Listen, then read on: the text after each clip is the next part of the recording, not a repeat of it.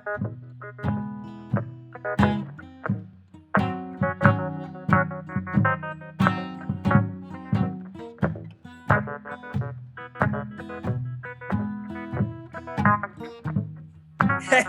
Bienvenue au podcast de la semaine! Qu'est-ce que tu regardes? Épisode 72. C'est déjà 72, Ben? Ouais. Le temps passe si vite. Ça fait plus que 2 ans qu'on a commencé, là. C'est vrai, Anestique. Puis là, malheureusement, ça fait quand même un bout qu'on n'a pas fait parce que j'ai été une semaine absent, Ben. Ben, dans le fond, c'est une semaine, parce qu'habituellement, on le fait le samedi, puis on est mardi. On est lundi aujourd'hui, c'est vrai. On n'est pas mardi. Ouais, c'est pas ça. si pire, là. C'est comme une semaine de délai. C'est pas bien. Colin. Ben, je m'ennuyais de toi, Ben. Ben, moi aussi. Je m'ennuyais, mais en même temps, j'ai pas eu le temps de m'ennuyer. Mais j'espère pour toi. Tu sais aussi que je suis voyagé, Ben. C'est une belle surprise, mais je le sais, là, mais oui. Ben, j'ai été à Disney World, Disney World. C'est écœurant. J'ai un film aussi qui marche avec Disney World, un manège qui t'a fait chier, là, fait que on va pouvoir en jaser rapidement. Ouais, tabarnache. Ouais. Je sais, j'ai hâte d'en jaser. OK. Ben, écoute, c'est un voyage de rêve, pour vrai, je le conseille à tout le monde. C'est pas donné, mais ça vaut la peine d'aller visiter au moins une fois dans ta vie. Puis c'est ça, c'est sûr que je vais y retourner un jour ou l'autre, dans un avenir proche ou lointain, Ben, quand on veut. Est-ce que tu retombes en enfance quand tu vas là ou c'est juste un trip, même aujourd'hui encore, là? Ben, tu vois, c'est un rêve d'enfance que j'avais. Puis, tu vois, j'ai 27 ans, puis pour vrai, tu retombes en enfance, c'est clair, là. Mais tu sais, déjà, à la base, tu sais, je pense que c'est un peu comme moi, tu sais, on est quand même nostalgique dans nos films d'enfance, puis tu sais, dans tous les films qu'on regardait quand on était jeunes, puis que, tu sais, Walt Disney, c'était... Tu sais, c'est encore ça aujourd'hui pour les jeunes, parce qu'ils en font encore pas mal de films, mais tu sais, quand on était jeunes, on dirait que tous les films d'enfance, c'était genre... Le Roi Lion. Tous les films pour enfants, c'est ça, c'était comme Walt Disney. Tu voyais du DreamWorks, oui, mais ça a plus commencé dans les années 2000, avec Shrek, avec les espèces de films du genre La route d'Eldorado, Le Prince d'Égypte. Ils en ont fait quelques-uns, DreamWorks, mais Walt Disney, c'était Pixar, c'était c'est un dalmatien, Le Roi Lion, Aladdin. C'était plus Disney qui a fait, qui nous a moulés enfants. Effectivement. Puis bon, c'est sûr que tu retombes en enfance. Puis même si tu n'aimes pas tant Disney, ben, il y a plein d'autres affaires à voir à Disney. Dans le sens que, je veux dire, si tu n'aimes pas les films Disney pour enfants ou peu importe, c'est pas juste sur les films de Disney. C'est vraiment plus grand que ça. Tu as des attractions qui sont complètement out of nowhere, que là, aujourd'hui, ils ont fait des films basés sur ça, mais mettons, exemple, Jungle Cruise, ils ont fait un film, mais l'attraction, c'est vraiment malade parce que tu fais juste comme te promener dans une rivière, puis là, tu vois différents animaux, puis toute la kit. T'as-tu croisé The Rock?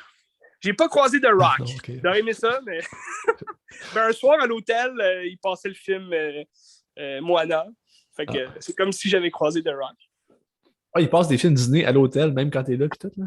Ben, moi, je visitais dans un resort qui était sur le site de Disney.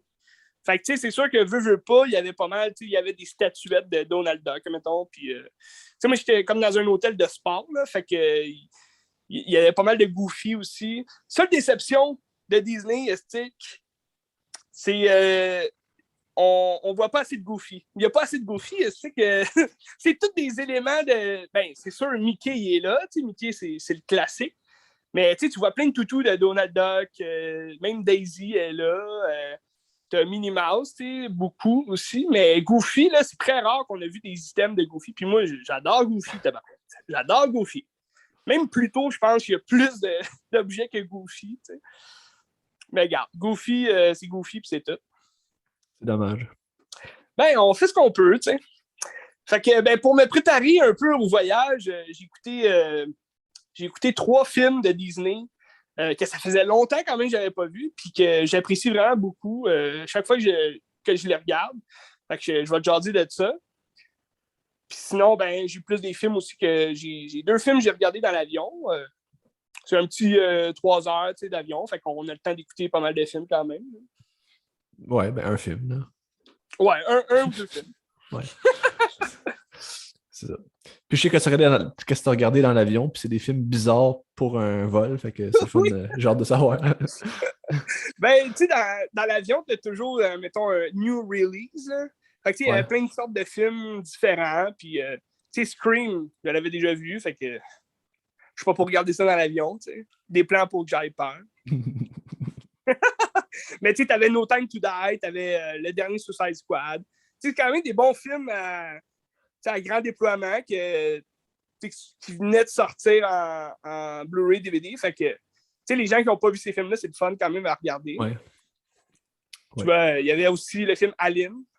J'aurais pu le Ah, t'aurais regarder. dû, t'aurais dû le regarder. J'aurais dû, mais j'ai opté pour des films un peu plus intrigants Il me semble que ce pour film-là, moi. c'était un bon film d'avion, là. Ouais, ben la toune, tu sais, toute la kit. En tout cas.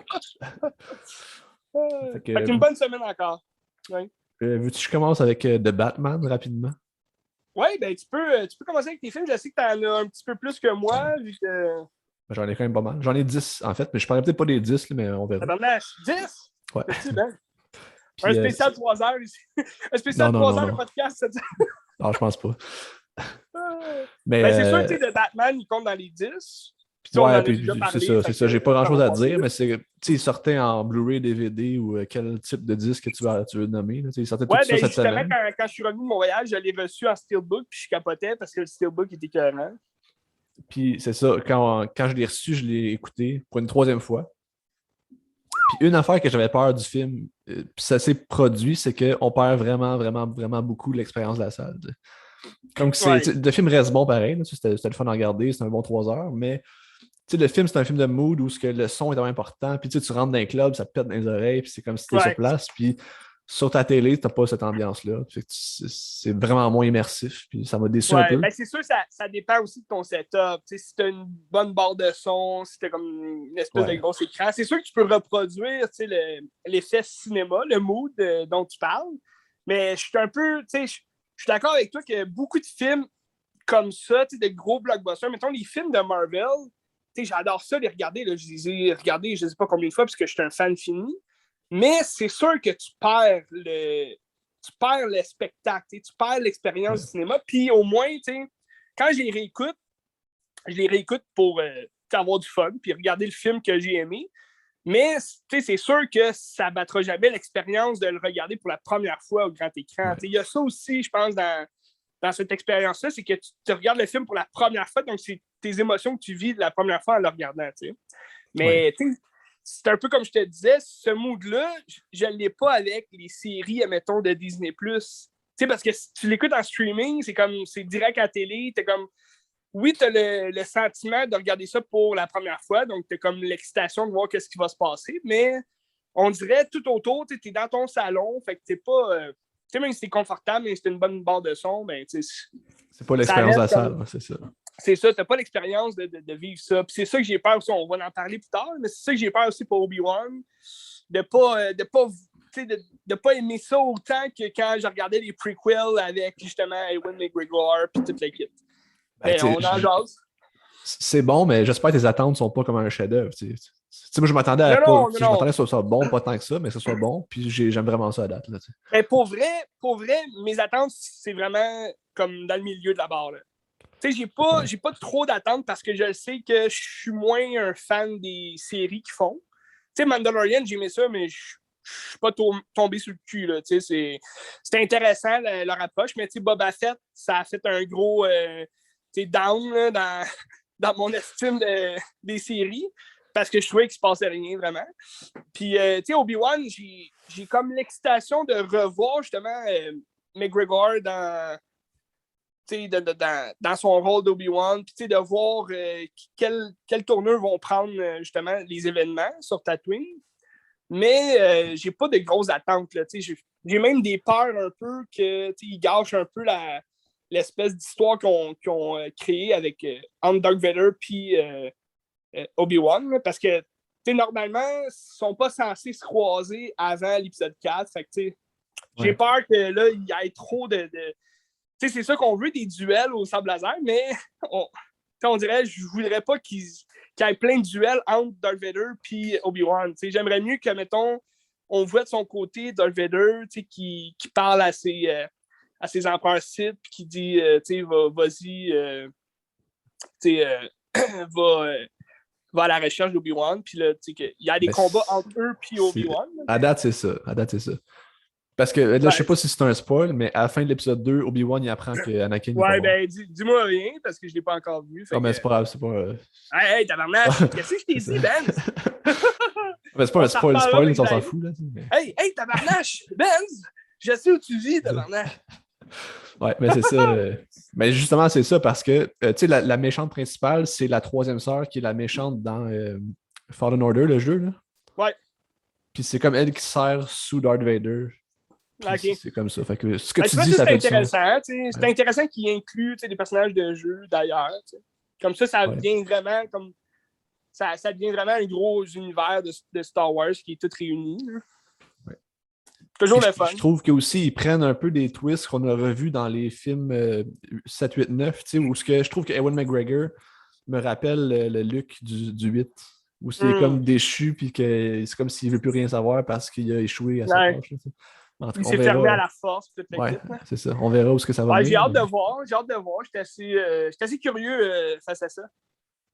Mais à date, les 2 premiers épisodes sont solides. Moi, j'ai bien aimé. Fait que je le conseille. Parfait. Tu vois, on pourrait en reparler dans le prochain épisode. Je vais avoir écouté ça. Il y a Stranger Things aussi, saison 4, qui est sortie. Je n'ai pas encore écouté, mais j'aimerais ça comme me remettre à l'eau fraîche là, avec la saison 3, vu que ça fait quand même des années qu'ils l'ont sorti. Là. Fait que Stranger Things, je ne sais pas si tu l'avais écouté les premières saisons. Non. C'est écœurant. Pour vrai, moi, j'adore cette série-là. C'est comme une des seules bonnes affaires que Netflix fait encore. Là. Puis sinon, il y a le 3 juin, il y a la saison 3 de The Boys qui sort, que je t'avais parlé des 2 premières saisons. Oui. Fait que tout ça, c'est intéressant, puis c'est curieux. C'est des grosses séries à regarder récemment. Là. Ben oui, pour l'été qui s'en vient. Ouais. Ça va être écœurant. Bon. C'est ça le tour pour Batman, là, je n'avais rien d'autre à dire. C'est bon. Okay. The Batman, ça reste un très bon film. J'ai hâte de le réécouter. Oh oui, ça vaut la peine. C'est une bonne écoute. Là. C'est une bonne écoute. Ouais. Ah ouais. Veux-tu avec un deuxième film tout de suite, puis après ça, tu iras sur des films à toi? Ouais, vas-y. Un film qui est tendance parce que Ray Liotta est décédé cette semaine. Oh, tabarnak. Malheureusement. C'est quoi le grand chef-d'œuvre de Ray Liotta, c'est quoi? Goodfellas. Mais j'ai regardé Goodfellas. Tabarnak. C'est un film que j'ai vu des bouts, genre, constamment, tout le temps. Puis je pense que c'est la première fois que je vais au complet. C'est vrai? Du début à la fin, ouais, je pense que oui. C'est un des grands films de Martin Scorsese en plus. Film classé 1 parmi les films aussi. C'est un grand chef-d'œuvre. Puis je pense que dès la première scène, les premiers plans du film, t'embarques et t'accroches parce que c'est extrêmement violent. Ouais. C'est comme, tu sais, le gars qui dit depuis que je suis jeune, j'ai toujours su que je vais être un gangster. Puis là, c'est juste les autres qui stabent un gars fucking violemment dans le coffre. Puis je suis comme, oh wow. Oh, ouais, pour vrai, ce film-là, c'est comme le film parfait de gangster, mais en même temps, c'est comme pas un. On voit pas ça comme un film de gangster, c'est parce que justement, c'est sur les Goodfellas. C'est comme. C'est juste une branche de la famille gangster. C'est comme. On survole une des jobs, si tu veux, que tu peux faire quand tu es dans une famille de gangsters. Fait que c'est ça qui est le fun. Intéressant. Puis Joe Pesci est fucking incroyable. Là. Oui. C'est le meilleur personnage dans le film. Là. Ah oui. Ben, tu vois, c'est aussi la relation qu'il y a avec Robert De Niro, qu'on voyait dans Raging Bull, tout le kit. C'est le fun, des acteurs qui se complètent quand même comme ça. Je trouve que ça rajoute de quoi dans le film. T'sais. Ah, c'est sûr. Puis c'est tous des acteurs mythiques qu'on revoit aussi dans The Irishman, que j'ai pas vu. T'as-tu vu, toi? Moi, j'ai pas vu encore. Je l'ai pas encore écouté, non, mais il est dans ma liste. Ouais. Parce que c'est comme intimidant comme film, c'est trop long. Là, mais... Ouais. Ben, c'est ça, c'est que. Puis c'est aussi, ce qu'on reparlait un peu tantôt. J'ai pas le mood du cinéma. J'aurais aimé ça voir ce film-là au cinéma pour comme vraiment rentrer dedans. Ouais. Fait que c'est pour ça aussi qu'il y a un film de 3 heures. C'est comme The Batman. Beaucoup, j'imagine, ceux qui l'ont vu, mettons, première écoute en streaming, la plupart ne doivent pas l'avoir fini en une shot. T'sais. C'est ça que je trouve dommage, c'est qu'un long film, au cinéma, tu veux pas sortir, aller pisser, puis revenir, puis manquer la moitié du film. Tu veux comme l'écouter en une shot, one straight. Puis sais, quand t'es en streaming, c'est trop facile de le mettre sur pause. Ouais. Allez, tu sais, me faire à manger, je vais revenir. Tu sais, c'est comme, tu perds, on dirait, l'expérience comme ça aussi. Non, c'est Tu sais, vrai, parce évidemment. que, parce que c'est ça, c'est fait pour être vu d'un coup, un film, là, puis Ben, c'est ça. Puis, tu sais, je te mentirais pas, tous mes films qui dépassent, tu sais, 2h30, tu sais, c'est rare que je les écoute immédiatement quand je les achète en DVD, puis que, tu sais, c'est rare aussi que je les écoute one shot, tu sais, j'essaye, tu sais, normalement, de les écouter en one shot, mais, tu sais, c'est sûr qu'à un moment donné, je vais le mettre sur pause, puis je vais aller me faire à la bouffe, puis je vais revenir, puis, tu sais, des trucs comme ça, là. ben, tu sais, parlant d'un film justement qui est fucking trop long puis que c'est à peu près impossible d'écouter d'un coup, qui est selon moi le meilleur film de gangster, meilleur que Goodfellas encore, c'est Once Upon a Time in America de Sergio Ouais. Leone, qui dure Ah ouais. comme la version du Director Scott, elle dure genre 3h50. Là. Ah ouais. Puis c'est du fucking bijou. Encore avec Robert De Niro aussi qui joue un Ben gangster, oui, puis Robert De c'est Niro, incroyable. Là. c'est un de ces grands films qui passe un peu inaperçu parce qu'il n'y a pas grand monde qui en parle, tu sais, de ce film-là. Ouais. Puis, tu sais, c'est vraiment un très bon film de gangster. Puis, tu sais, ça, je te dirais justement que ça englobe un peu plus toutes les facettes du gangster, tu sais. Mettons, tu sais, Goodfellas, ça parle justement comme plus justement de cette job-là, des affranchis, tu sais, autour des familles gangsters, mais vraiment comme Once Upon a Time in America, ça l'englobe vraiment tout, puis c'est vraiment bon, tu sais, comment c'est fait, là. Puis toute la notion du temps qui est comme fluide, puis tu joues dans l'enfance, dans Ah l'adolescence, ouais. dans l'adulte, puis comme comment que l'amitié évolue, puis c'est comme Mhm. ça bouge, puis c'est pas clair, puis ça joue entre les temps, puis c'est tellement bon, là, c'est incroyable. Ouais, c'était écœurant. Mais aussi par rapport à Goodfellas, le fait d'avoir vu, mettons, Wolf of Wall Street au complet en premier, Ouais. j'ai l'impression que c'est la même structure qui reprend, puis c'est un peu la roue qui tourne, puis que tu as vu le même film, là, mais ça Ouais. n'empêche pas que c'est incroyable. Là. Non, Trouves-tu? non, ben non. Ça reste, euh, ça reste une expérience à vivre aussi là, en écoutant ce film-là. Puis tu revois aussi, je dirais pas que Martin Scorsese, il en a perdu avec les années, mais tu sens que c'est comme dans ses plus grandes années, quand il était quand même au sommet de son art, après ses premiers films de fin des années 80, là, il avait comme monté un grade où il avait fait dans les mêmes années Casino, puis c'est un Christy film aussi, là, Casino, avec Robert De Niro encore. Mais ça reste un peu dans le même ton de ces films des années 90. Fait que c'est vraiment intéressant. C'est quoi ton meilleur film de Scorsese? Tabarnage, man! Qu'est-ce que question? Moi, j'en ai un assuré, là, mais. Ben, pour vrai, quand je pense à Scorsese, pour vrai, c'est peut-être parce que je l'ai vu récemment ou que c'est les derniers films que j'ai vus là, de lui. Mais toi, je sais que tu vas dire Taxi Driver. Là. Ouais. Mais, tu sais, comme moi, quand je pense à Scorsese, je pense à The Departed. Puis, tu sais, OK. je dirais pas que c'est son meilleur film, parce que ça n'a pas été non plus un de ses grands chefs-d'œuvre. Mais c'est son seul film qui a gagné l'Oscar du meilleur film. Oui, Bizarrement. aussi. Là. Mais je trouve que c'est tout tu sais, Robert De Niro est dans tous ses films, ben presque tous ses films, puis tu sais, c'est un Christy d'acteur, puis tu sais, ça rajoute vraiment de quoi à tous ses films, mais The Departed, il y a vraiment une estique de brochettes d'acteurs qui sont juste incroyables. Tu sais, Martin Sheen, tu le vois pas gros dans le film, mais à chaque fois qu'il est présent, il fait un estique de gros punch dans son acting, puis c'est vraiment écœurant. Ben, j'aime tous les acteurs qui sont dans le film. Fait que c'est sûr que pour moi, on dirait que ça a comme rajouté de quoi dans mon visionnement. Là. Puis c'est ça. À chaque fois que je pense Scorsese, je pense The Departed. Mais sinon, Goodfellas, j'ai toujours aimé aussi. C'est un Christy de film. Là. Y a-tu un mauvais film, Scorsese? Ça doit, là, Un j'imagine. mauvais film, ben, peut-être pas mauvais, mais des films qui sont moins, mettons, comment on pourrait dire ça? Flamboyant, genre. Ouais, flamboyant, que tu t'en souviens pas tant après son visionnement. Je te dirais que il y en a quand même quelques-uns qu'il a fait plus jeune. Mettons Mean Street. Moi, c'est encore avec Robert De Niro puis Harvey Keitel. C'est un de ses grands films aussi, le Mean Street. C'est un de ses premiers films. Je pense sorti en début des années 70. Je ne sais pas Ouais. exactement quand. 71, je pense. Je vais aller voir. Ouais, peut-être 73, 74. Là. Je vais aller voir. Mais je te dirais que c'est pas un film qui m'a marqué tant que ça. Je sais pas pourquoi, mais c'est pas venu me chercher. Même chose pour Silence. Silence, c'est quand même un de ses plus récents films. Ouais.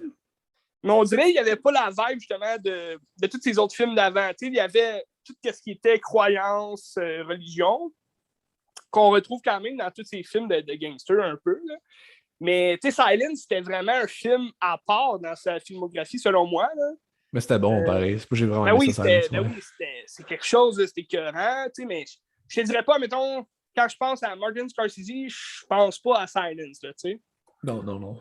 Puis, mais en soi, je pense pas qu'il y a de mauvais films, tu sais, c'est juste que il y en a qui sont un peu moins... Il y en a qui on se rappelle moins, tu sais. D'ailleurs, il y a The King of Comedy sur Disney+, à cette heure. Ah ouais, tabarnouche. Ouais. Je vais peut-être le regarder. Robert De Niro. Puis Les Rues Chaudes, c'était en 1973, Main Streets. Ah, OK. Les Rues Chaudes. Ouais, c'est ça. Les Rues Chaudes. Ben, tu sais, ça reste que tu as deux critiques d'acteurs, là, Robert De Niro, Harvey Keitel. Tu sais, c'est mémorable comme film, mais on dirait que j'ai comme pas accroché. Tu sais, c'est pas un des films que je me rappelle. T'sais. Même chose pour, admettons, La Dernière Tentation du Christ. Tu sais, c'est un film un petit peu plus rock'n'roll, tu sais, que c'est plus à part, je trouve, dans sa filmographie, là. Tu sais, je mettrais ça, Dernière Tentation du Christ avec, tu sais, Silence dans une facette un peu plus religieuse là, de sa filmographie. Là. Ouais. Mais en tout cas, tous ces films vaut la peine d'être vus. C'est ça que je dis. Ah, assurément, vraiment. C'est un maître. Puis bref, Ray Liotta, un critique acteur. Moi, tu sais, il n'y a pas de grand film, à part Goodfellas, il n'y a pas de grand rôle vraiment qu'il a joué principal. C'est toujours... parce qu'il a été étiqueté comme, je me souviens plus son nom du personnage, Henry Hill. Henry Hill, qui est King of the Hill, Henry pis sa gang, mais Henry Hill. Ben, ça, c'est venu bien après, comme son début de carrière, là, je pense. Okay. Quelle année, ça, Henry et sa gang? Fin 90? Non, mais le personnage de Goodfellas, il s'appelle Henry Hill. Ah, c'est vrai? OK. Oh, ouais. Je pensais que tu disais qu'il jouait la voix. Moi, je ne sais pas si il faisait la voix. Non. Je ne sais pas non plus. Ah oui, il s'appelle Henry Hill. Ouais. Ben, un bon sujet de comparaison. Tu peux écouter Henry et sa gang. Puis... King of the Hill. Mais non, c'est ça. Moi, je pense Goodfellas, ça a été comme le seul grand rôle principal qu'il y a eu, parce que dans tous ces autres films que je le connais pour, là, il a tout le temps joué comme un sidekick, là, comme un espèce de personnage secondaire. Il a fait souvent des méchants aussi. Mais ça a toujours été un bon acteur aussi. Là, moi, je me rappelle de lui pour Blow. Il jouait le père de Johnny Depp dans ce film-là. Quand même intéressant. Sinon, un de ces derniers, il y avait... je ne me rappelle pas du titre en anglais, mais je pense que c'est la même chose qu'en français, mais en anglais. Là. C'est La mort en douce.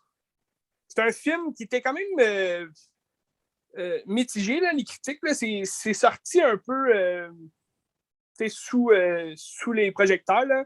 Mais le gros nom du film, c'est Brad Pitt. Puis, Brad Pitt, on ne le voit pas tant dans le film. Fait que c'est un peu un film qui a été vendu pour les amateurs de Brad Pitt. Mais Brad Pitt, il n'y a pas un énorme rôle. Puis Ray Liotta jouait justement une espèce de gangster fini là-dedans. Puis il se faisait comme poursuivre par tout le monde, parler de tous les gangsters pour se faire tuer. Là. C'est quoi? C'est quoi le film? C'est La mort en douce. Je pense Killing Them Softly en anglais. Ah, ok. C'est en quelle année? C'est quand même, je pense, 2014. Quelque chose comme ça. 2015, peut-être. Allez, ouais. Killing Them Softly.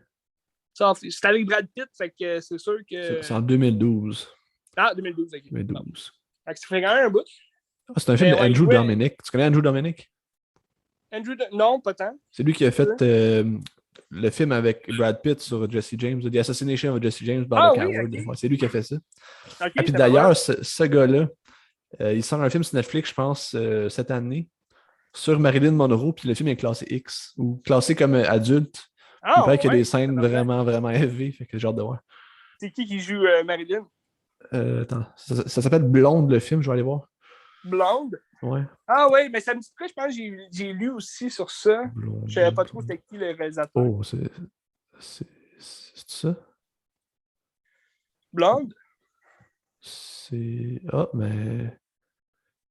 J'ai comme pas de Marilyn. Je sais qu'Anna de Armas, ça joue une femme, mais Ah, ben je pense que c'est elle qui la joue. Mais il me semble que ça j'ai se lu peut. tout ça justement que Anna de Armas, elle allait jouer Marilyn Monroe à quelque part. Oh, mais ça, C'est ça, peut-être elle. ça c'est hot, non? C'est intéressant. Oh. Surtout qu'on l'a déjà vu nu dans les films, fait que c'est sûrement qu'on va l'avoir nu dans ça aussi. Excellent. Mais ouais, en En tout tout cas, c'est cas, ça. c'est écœurant. Ray C'est Liotta, écœurant. paix à son âme. Ouais, ben c'est ça, Ray Liotta, un bon acteur. Là, il reste 5 minutes au meeting. Fait que, t'as-tu un OK, film. Christy, on a encore du temps, c'est vrai. Ouais, c'est ça. Ben moi, je vais te parler, je vais te faire tout de suite mon bloc Disney. OK. Je passerai pas par Quatre-Chemins, ni par Trois-Rivières, Benz, ni par Deux-Montagnes. Je vais te parler direct. J'ai regardé 2 films que ça faisait quand même un petit bout que j'avais pas écouté, mais que j'avais en VHS depuis que je suis tout jeune. Fantasia. Je sais pas Ah si oui. c'est ça. Oui. Ah oui. C'est un des premiers grands films qu'ils ont fait, là, Disney, en 1940. C'est Fantasia. Le premier dure quand même longtemps, 2h15. C'est comme un film pour la musique. Là. C'est vraiment strip musique Disney, puis orchestre symphonique ou peu importe. C'est vraiment le film à écouter parce que ça commence direct avec justement un orchestre qui fait des symphonies de malades. Puis là, ça s'en vient par après avec des petits courts-métrages d'animation. C'est là-dedans justement qu'arrive le Mickey Mouse magicien là, avec son chapeau Mais je vais toujours bleu. me rappeler de cette scène-là, de lui qui fait comme le ménage, puis le magicien qui est Oui, fâché, puis il y a de l'eau qui revole partout. Là. Je vais oui, toujours me ben c'est rappeler de ça. ça. Puis là, les Ouais. balais se vengent, là, ou peu importe. Là, Ouais. ouais, c'est vraiment c'est un grand film qui passe un peu inaperçu aujourd'hui parce que peut-être parce que c'est vieux ou il n'y a pas de parole, là, c'est juste de la musique au bout. Là.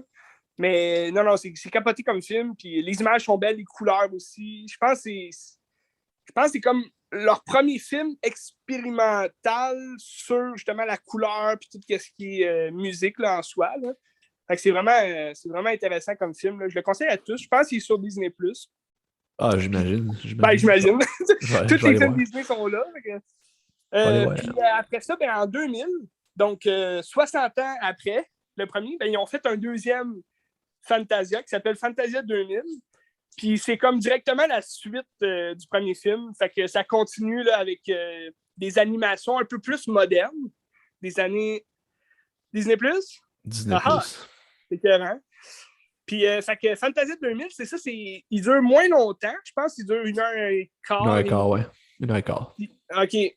Fait que puis c'est comme fait que c'est vraiment cool parce que là, c'est la suite, mais avec de l'animation plus moderne. Puis les couleurs, c'est plus années 2000 justement, fait que c'est vraiment cool la transaction, la transition qu'ils font entre les deux. Là. Si, admettons, vous les écoutez back à back, c'est un bon 3h30, là, mais ça vaut la peine là, d'écouter ça. Puis si, admettons, vos kids pleurent tout le temps, ben mettez ça fait de la bonne musique. Là. Ça, c'est une belle expérience en plus. C'est le fun. Là. Ah, ben oui, ben oui. Puis, tu sais, moi, c'est sûr, là, je l'ai écouté comme avant de mon voyage parce que j'avais le goût là, de juste rentrer dans justement les films que j'aimais quand j'étais jeune. Mais tu sais, ça, c'est un film parfait de Noël, là, comme avec le sapin, tout le kit. Juste la musique, une symphonie qui est vraiment le fun. Tu sais, souvent, c'est des symphonies qu'on connaît déjà, mais qui ont rajouté comme. Ben, en fait, la plupart là, de toutes les symphonies qui font jouer, c'est toutes des symphonies qui existent déjà, mais qu'ils rajoutent des images justement de Disney, Ouais. tu sais, des courts-métrages, puis c'est vraiment cool. Puis, C'est hot. ouais, c'est vraiment hot. Ça fait la job, Ben. Ça fait la job. Puis sinon, ben, j'ai écouté un de mes films favoris de Disney, qu'on parle pas assez. Tu vois, à Disney World, là, j'ai rien vu de ça. Tu sais, c'est sorti, je pense, en 2003. Fait que, tu sais, c'est dans les années un peu plus qu'on a oublié, on dirait, là. Mais, tu sais, de 2003, là, il y avait un film aussi qui s'appelait Lilo et Stitch. Ouais. Je sais pas si tu te rappelles, le petit extraterrestre. Je l'ai jamais vu, c'est ça. Ah, tu l'as jamais vu pour Je vrai? l'ai jamais vu, non. C'est à voir. Moi, je me rappelle, j'avais été le voir avec l'école, ou bien c'était le camp de vacances là, quand j'étais jeune. Puis c'est la première fois que j'ai mangé des rouleaux Tu sais, Ouais, c'est bon, les rouleaux, je me rappelle. Ouais. j'adore les rouleaux, mais je me rappelle que c'est la première fois, puisque je savais pas pantoute, c'était ma mère qui avait fait comme ma collation, je sais pas quoi. Là. Puis tu avais le droit d'amener ça, comme au cinéma. Puis je sais pas s'ils font ça encore aujourd'hui, mais au début, c'était juste dans des espèces de tubes, là, un peu comme les Sweet Art, là, Ouais, mais ouais. c'était un tube de rouleau, puis je me rappelle, je mangeais ça pendant ce film-là, puis c'était écœurant, là, c'était un Christ souvenir. Mais Lilo Stitch, moi, je capote d'un rêve, mais c'est ça, je trouvais ça bizarre parce qu'à Disney, pour vrai, il y a plein d'affaires de Stitch, comme de l'extraterrestre bleu. Là. Il y a plein, on le voit partout, puis il est vraiment populaire. J'imagine que ça va avec avec le temps des jeunes. Là. On dirait que les jeunes capotent sur Stitch. Là. Mais Mais tu tu sais, sais, il y a je un trouvais ça design bizarre. aussi intéressant qui doit vendre en toutou, des affaires comme ça. Là. Oui, ben, écoute, il y a énormément de toutous, mais c'est ça, je trouvais ça bizarre parce que il y a des gros personnages de mon enfance, mettons comme Goofy, on ne voit pas, j'ai vu quelques toutous, mais il est sur aucun vraiment t-shirt seul. Il est toujours avec la gang de Mickey, quand ils font des affaires de gang. Mais, mettons, Winnie the Pooh, on le voit de temps en temps, mais on ne voit jamais Tigrou. Tigrou, il est comme. Il est pas populaire vraiment, j'ai l'impression. Mais pourtant, quand on était jeune, c'était Tigrou, on voulait Tigrou partout. C'est ça, Tigrou puis Goofy, je trouve qu'ils sont un peu oubliés. Je trouvais ça dommage, mais en même temps, ça reste que. Il y a tellement de personnages, Disney, c'est sûr qu'ils peuvent pas mettre tout le monde partout. Mais le film que j'ai regardé, Ben, cette semaine, que c'est un de mes préférés, c'est Un empereur, un nouveau genre. Ah oui, avec le lama, Emperor là, New c'est ça? Groove, c'est ça. Ah oui, je me rappelle de C'est ça. l'empereur un peu égoïste Ah puis ouais. narcissique qui se transforme en lama Ah parce ouais. que son sous-chef, là, une vieille folle, elle voulait le tuer. Puis là, son adjoint à elle, ben, à la place de mettre du poison normal, ben, il a mis comme une transformation de lama. Fait qu'il devient un lama. Puis là, il y a un paysan qui s'appelle Pacha. Un paysan qui est gros puis grand. Puis lui, il se retrouve, malgré lui, avec un sac où l'empereur Lama est rentré, il est enfermé. Puis là, il va l'aider à rentrer chez lui. Puis dans le fond, il se déteste un peu les deux parce que Pacha était venu voir l'empereur pour parler au nom des paysans là, de son royaume. Puis l'empereur lui a annoncé que il allait utiliser la grosse colline de son royaume pour mettre une gigantesque piscine juste pour lui. Puis, dans le fond, il détruisait tout le royaume. Puis là, pour le ramener à son château, pour l'aider, dans le fond, Pacha, il fait un pacte avec, comme quoi il veut pas que sa piscine soit construite là. Puis en échange, il l'aide à rentrer chez lui. Puis là, finalement, l'empereur, il est un peu. C'est un égoïste, fait qu'il ment, puis le rendu au royaume, ben là, à travers toute leur aventure, ils vivent de quoi de gros, puis ils deviennent amis finalement. Fait que tout est bien qui finit bien, Ben. Fait que là, Ben, le film est écœurant. même les riches et les pauvres peuvent s'entendre. Là. Wow. Ben, dans le fond, oui, mais à la fin, c'est comme l'empereur se rend compte que, dans le fond, il est tout seul, il n'y a pas de famille, il n'y a rien. Puis Pacha, lui, il a une grosse famille, il est bien avec sa femme, ses enfants. Fait l'empereur devient comme un peu un membre de leur famille. Fait que, c'est une belle morale au final. C'est comme, sois pas orphelin, trouve-toi une famille. Ouais, la famille est plus importante que le pouvoir et l'argent. Probablement que c'est ça, Ben. Mais je trouve que c'est un Christy de bon film, des belles couleurs, des belles images. L'animation, pour un film de. Ben, c'est un film de 2003. Fait que tu as l'animation qui ressemble un peu à tous les films de ces années-là. Lilo et Stitch, c'est Toy Story 2. Qui est arrivé plus en 2001, je pense. Là, mais Monster Inc.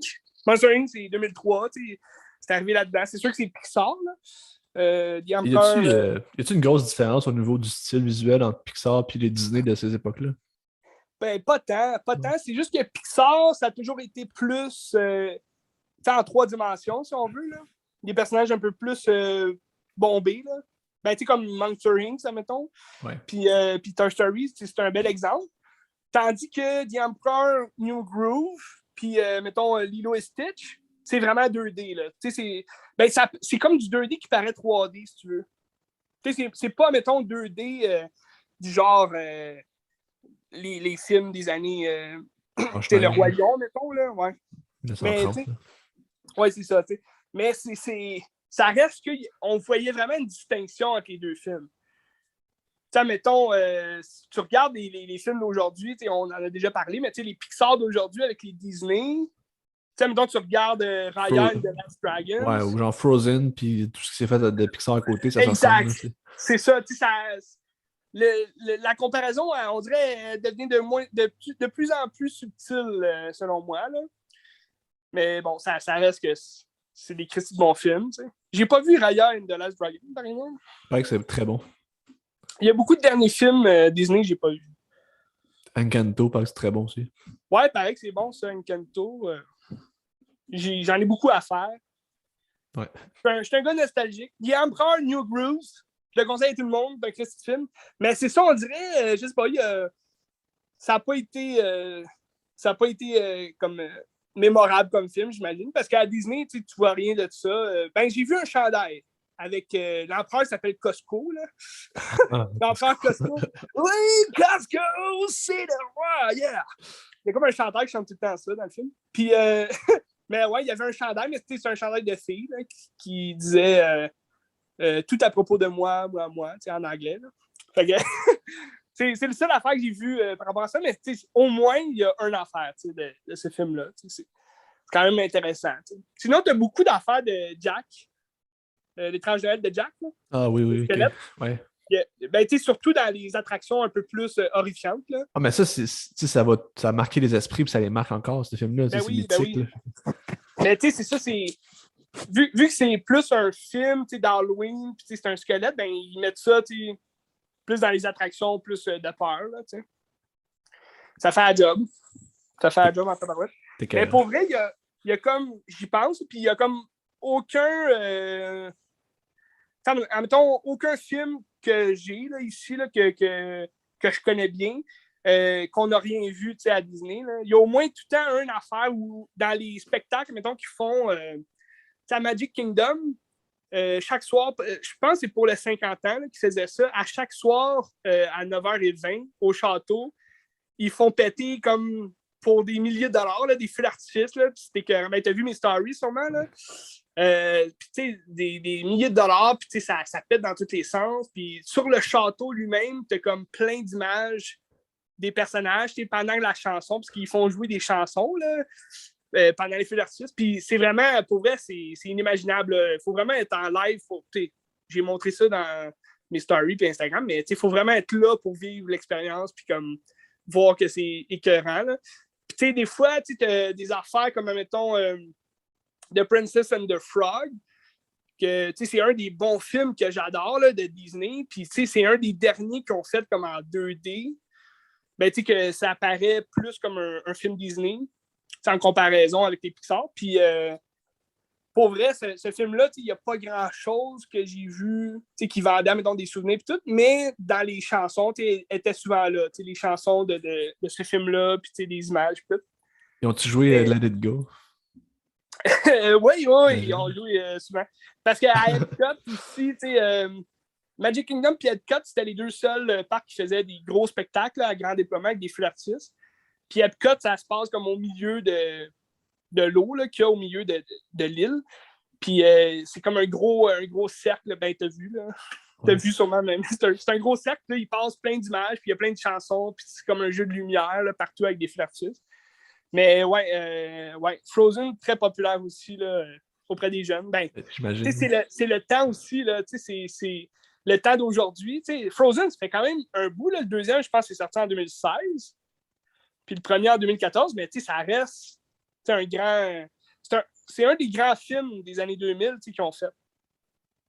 De la dernière décennie, dans le fond. Ouais. Ça a marqué les esprits, tu sais. Oui, c'est bon. C'est très bon, Frozen. Ben, j'adore. C'est écœurant. Disney. Ouais, Disney, ben c'est ça, j'ai écouté ces 3 films-là avant de mon voyage. Mais j'aurais pu écouter plein de films là, que j'adore, mais décider ça parce que c'était nostalgique, c'était des bons films que ça faisait longtemps que j'avais pas vus, puis on capote tous les jours. Ben oui, toujours. Ouais. Puis j'ai pu, mon meilleur film en live action de Disney, c'est Pirates des Caraïbes. Puis j'ai pu faire l'attraction, puis aller Caraïbes. C'était écœurant, Ben. T'as-tu checké le procès de Johnny Depp en faisant l'attraction? Ben non, mais j'ai encore vu plein d'affaires là, sur le procès. Je sais pas si c'est terminé. Je pense que c'est terminé. Hein? Je pense que le verdict n'a pas été fait, mais c'est terminé. En tout cas. Ouais, je pense. Ouais. C'était long, ça a pris comme 3 semaines et demie. Ah, un Christy de long procès. Ça fait un job. J'espère que, il l'a dit qu'il ne voudrait pas revenir, pour, même si Disney, il donnerait tout ce qu'il voudrait. Puis il a dit, Disney, il l'a vraiment déçu en le jugeant direct, la première journée, que tout le monde, que c'est sorti, l'affaire.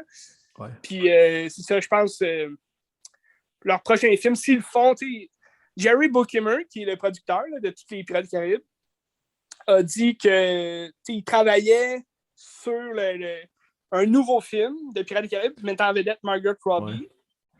Mais il a dit aussi que c'est pas trop sûr là, si, admettons, c'est complètement fini avec Johnny Depp, peut-être le kid, mais il laisse ça vague.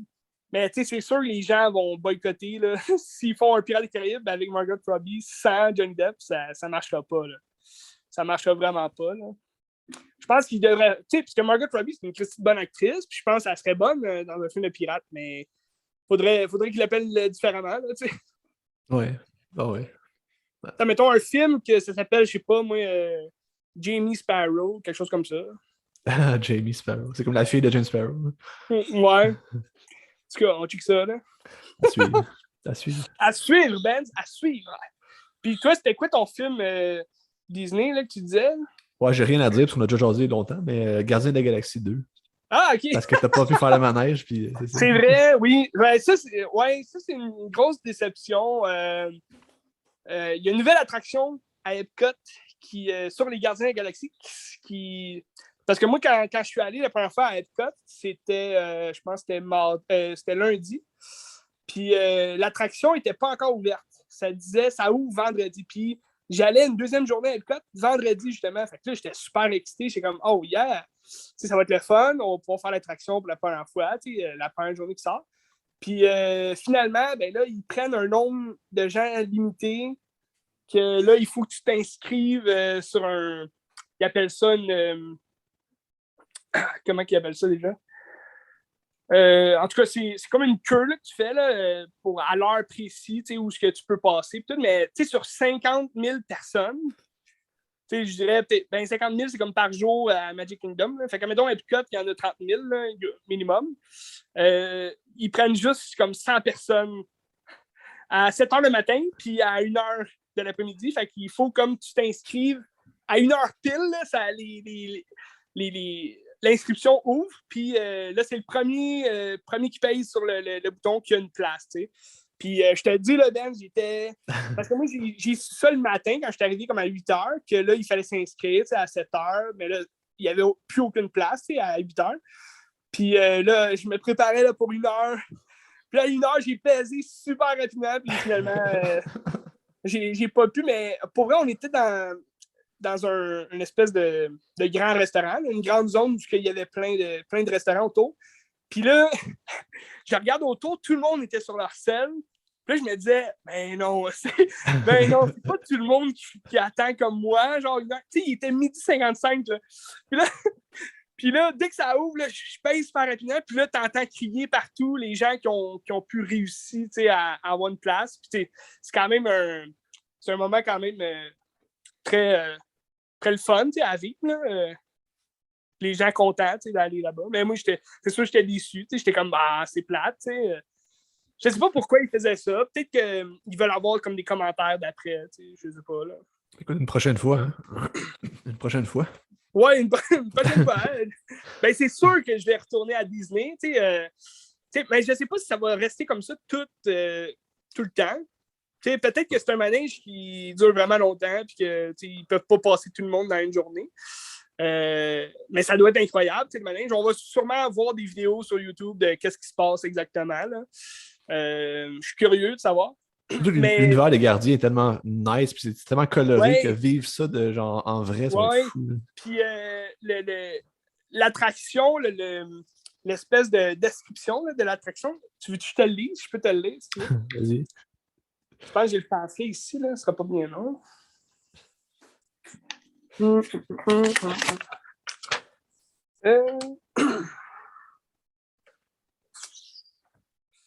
10,